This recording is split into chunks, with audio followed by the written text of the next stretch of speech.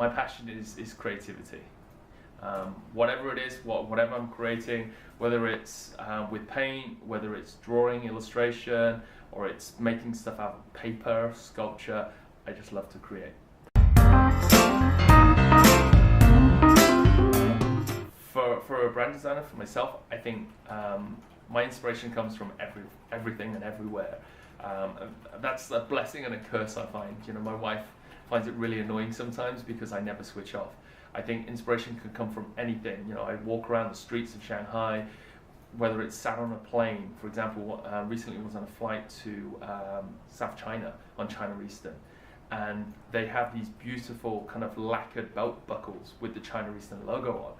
And the air stewardess is looking at me like, why is he looking at my midriff for so long, right?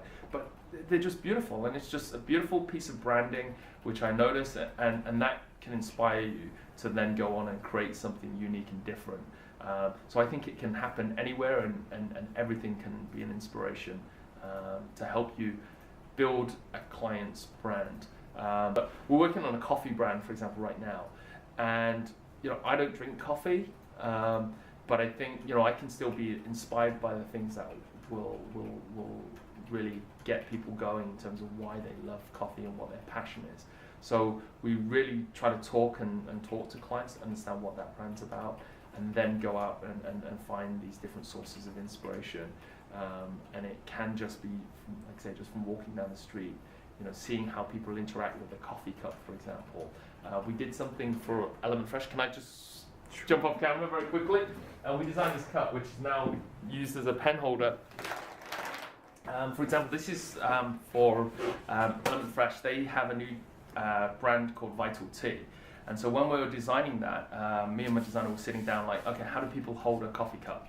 And ultimately, when people walk down the street, you don't want the brand to be obscured by their hand.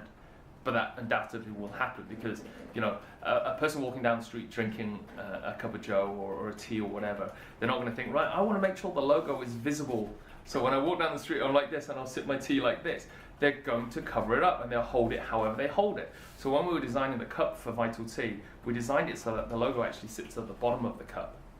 So that although the logo itself there, the brand mark might be obscured, the logo is still visible from the bottom. So again, you know, that's just from walking down the street and watching how people interact with different products. And that's, I think, the best way to really look at it is, you know, the inspiration can be from anywhere and every walk of life. You just have to keep your mind open to possibilities.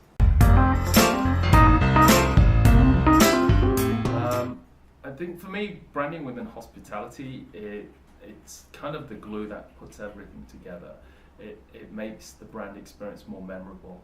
I mean, I always like to compare what we do as brand designers or ambassadors or creatives is we help to make those experiences whole. So for example, when you go to Disneyland, when you first go in, there's only ever one Mickey Mouse throughout the whole of the theme park at any one time. And why that is because, you know, when kids go through, even though they won't see Mickey, let's say over at the Small World After All area, and then we're over at, you know, Tomorrowland, you know, you'll never have the chance to see him in these multiple places. You can have 3 or 4 Mickeys. But again, for Disney, they want to create this illusion when you're in this place, it's a fantasy world. And for me, that's where ourselves as brand designers and creatives come in. You know, we help to ensure that, you know, where you're eating the food from when you sit down in the restaurant and from whatever you're experiencing in that space or in the hotel or whatever space you're in, that everything makes sense. That, you know, you go to, let's say, the washroom, and I think this is one of the most overlooked places, toilets. You know, you go in and it snaps you out of it because the toilets are just not well designed. They've just left it, it's a white shell, or even worse, it's dirty.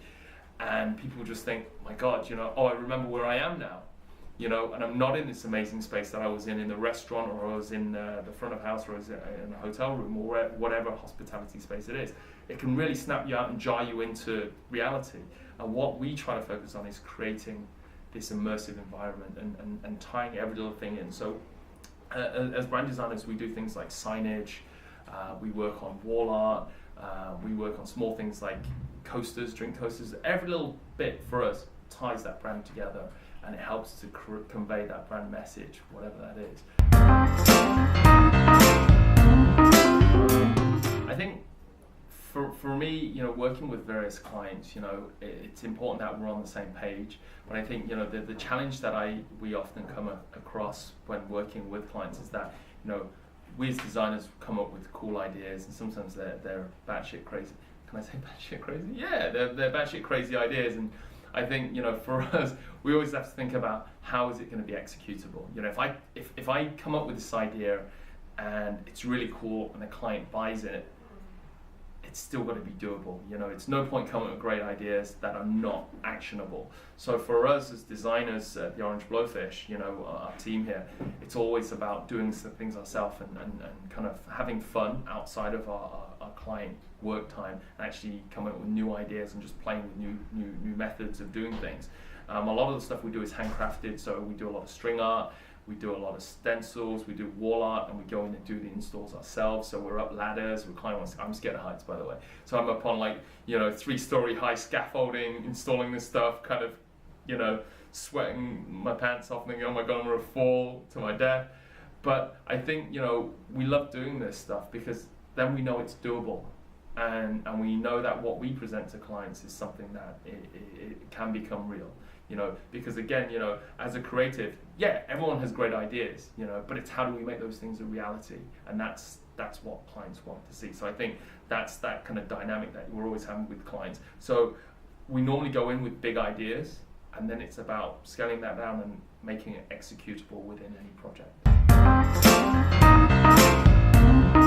One of my favorite projects has been liquid laundry. I think mainly because we had almost complete freedom with the client, you know, obviously working with them, with the brand and the brand strategy, even with the naming process, I worked with them on that.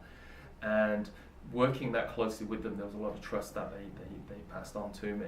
And so we did a fully immersive experience, which, you know, as a restaurant, it's been going for a little under 2 years now, and it's still pretty much fully booked every night, which, you know, is amazing in the restaurant industry. You know, in hospitality, to have a business be that successful, people are super envious and would die for something like that. So to have something that's lasted and isn't just, you know, oh, it's popular today and maybe it's gone, has been fantastic. But I want to talk more about the details of the project during the talk, so I'll leave it there.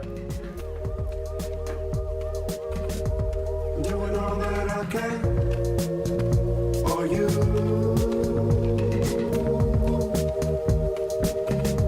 To be a warm-blooded man, so I can treat you better. No, I can't feel the heat. Yeah, don't let it catch you. I can't feel the heat. I know I can't get you home. No, I can flash from a gun. I knew